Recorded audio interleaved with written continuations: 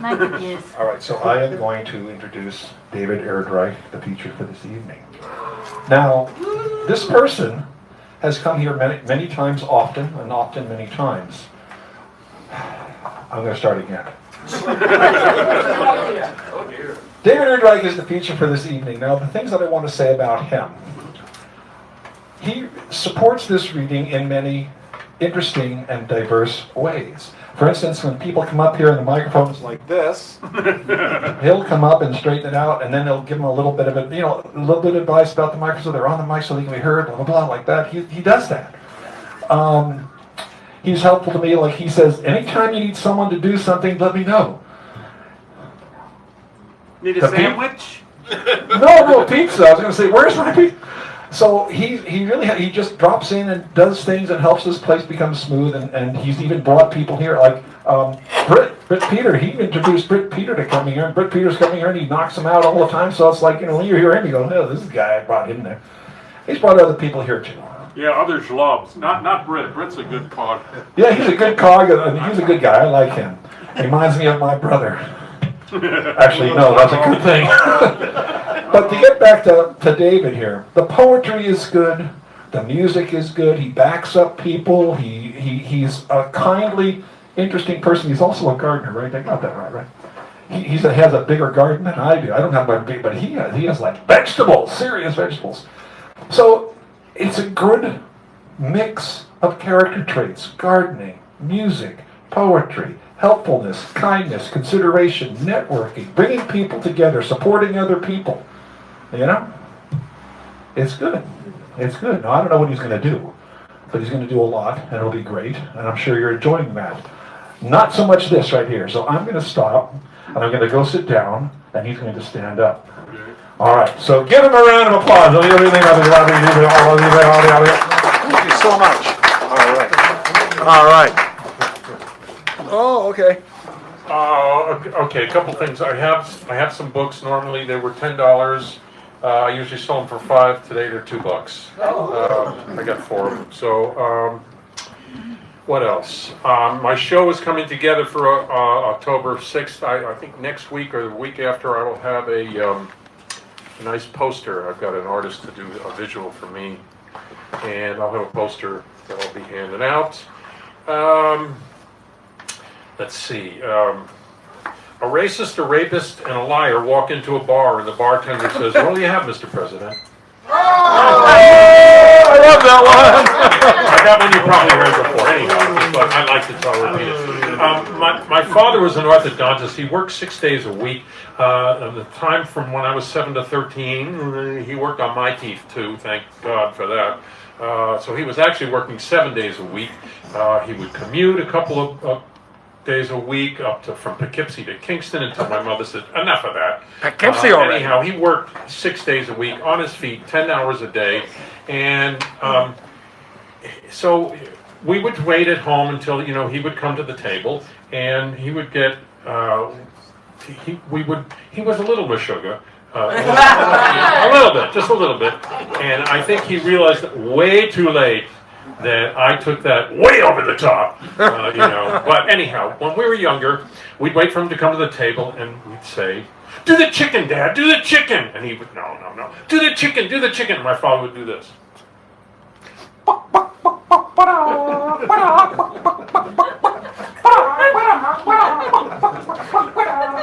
I would sit down and eat. Chicken, I guess. So, a little bit. Yeah, a little bit sugar. Just a touch. Okay, now we run right into the good stuff. That good stuff, he says. I think I'll start with one from my grandson called "Give Me Some Skin." Composition begins with your own heartbeat, conjuring conjugations through the congregation.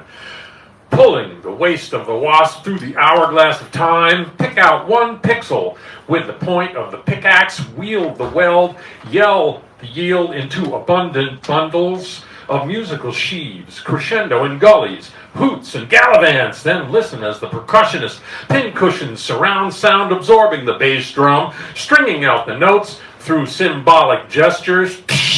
hammering the anvil into the canal, simultaneously covering every surface with fuzz, vibrato, ostinato, gelato, so the belly dancer can only bend backwards, touch the ground gently with the back of her head, which happened here one night, by the way, rise in compliance, obeisance, cast the net, then stop together in the silent pause before thunderous applause, Ark of the Covenant, taking your breath away, sumati, bringing time to a halt, by Lou Sid Hay, dead.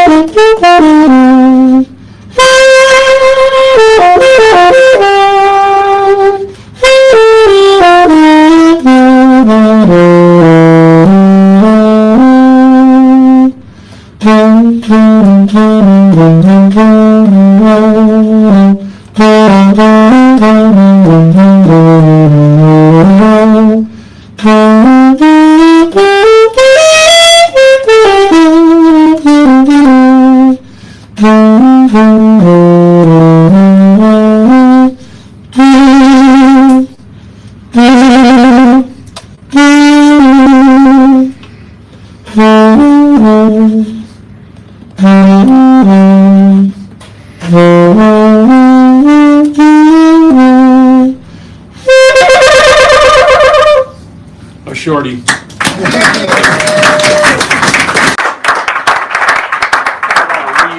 want to read 20 minutes, but let's read something from Endangered Species, Enduring Values. A great Shisui book, Seagull, great and I collection. saw most of these people perform it as Richard did. It was just amazing. I mean, this is a great gathering. This gentleman here has great gatherings. Right But there. the people presenting this book just knocked me out. I was speechless. That's a rarity. This is called Do You Recognize Me by Susan Kitazawa. Okay.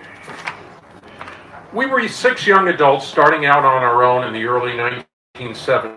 We were pleased when we found a rundown rental home in an unincorporated part of town along 101, about 30 miles south of San Francisco. The area was home mainly to working African American neighbors who, like us, quietly kept to themselves. Having recently met through a housing bulletin board, the 6 of us had been brought together by financial necessity.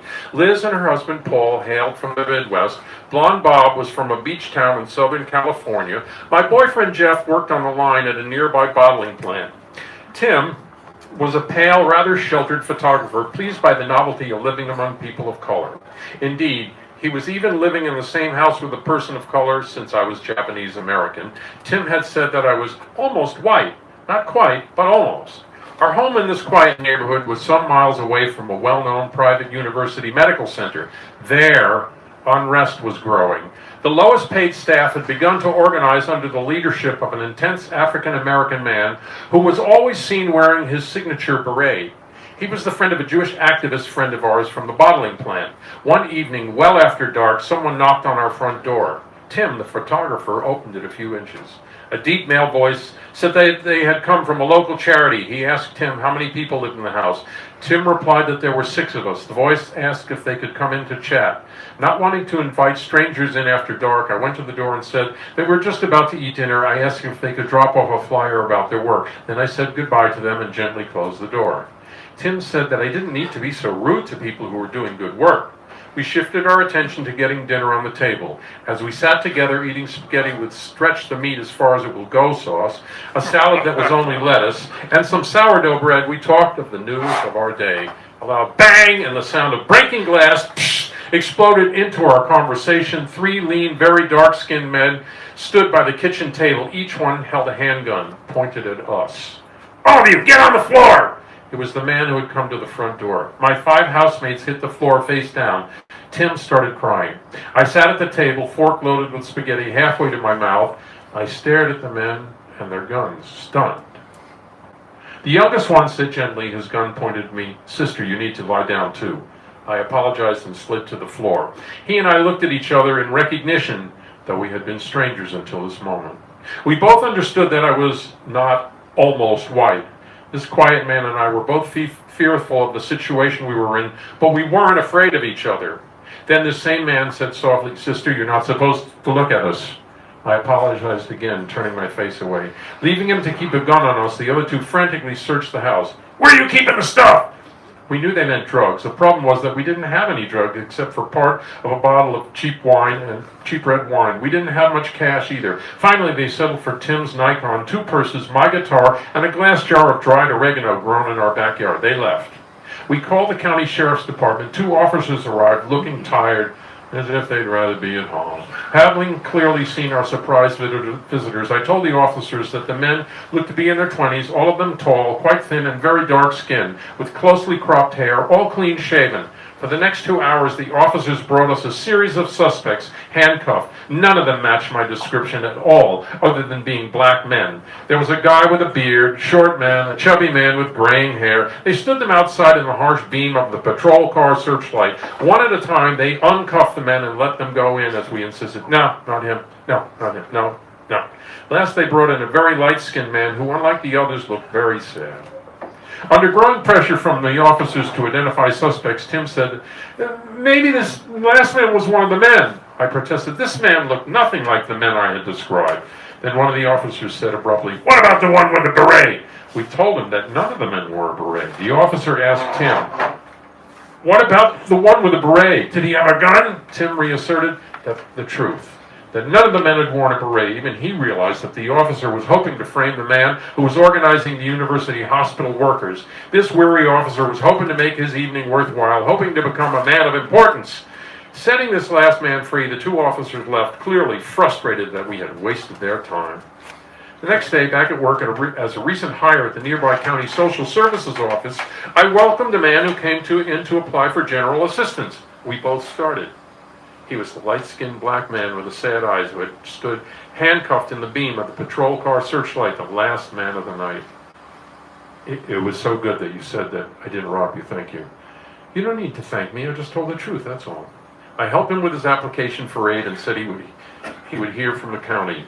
Later, he returned to the office accompanied by a stout elderly woman. "My mother wanted to meet you." Softly crying, his mother handed me a paper plate piled with sugar cookies. "I baked these for you. Thank you for saving my son. He just got home from prison 5 years ago. Somebody with a gun grabbed an old lady and took her purse. The sheriffs took him to the lady, just like they brought him to you and your friends last night. The old lady said it was him.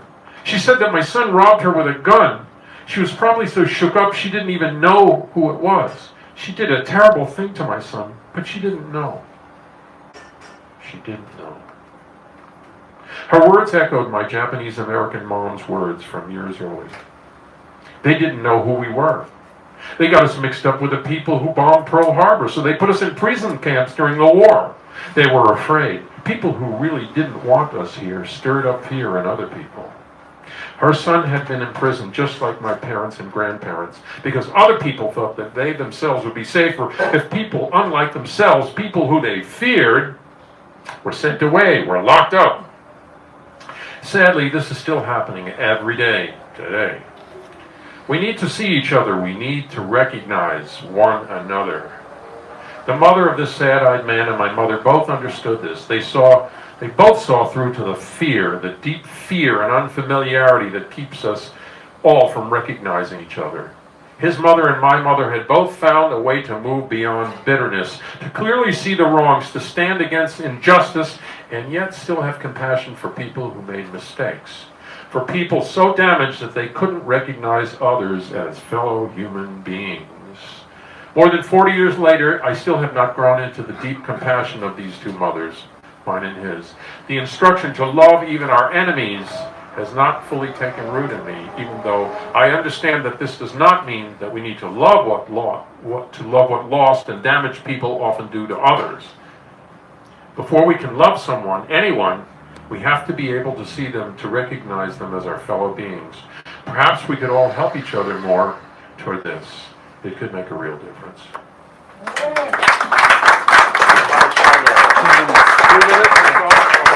Okay, I got another 30 minutes here. I'll just do what I wrote. I'll start with what I wrote today and yesterday. Nice book. So,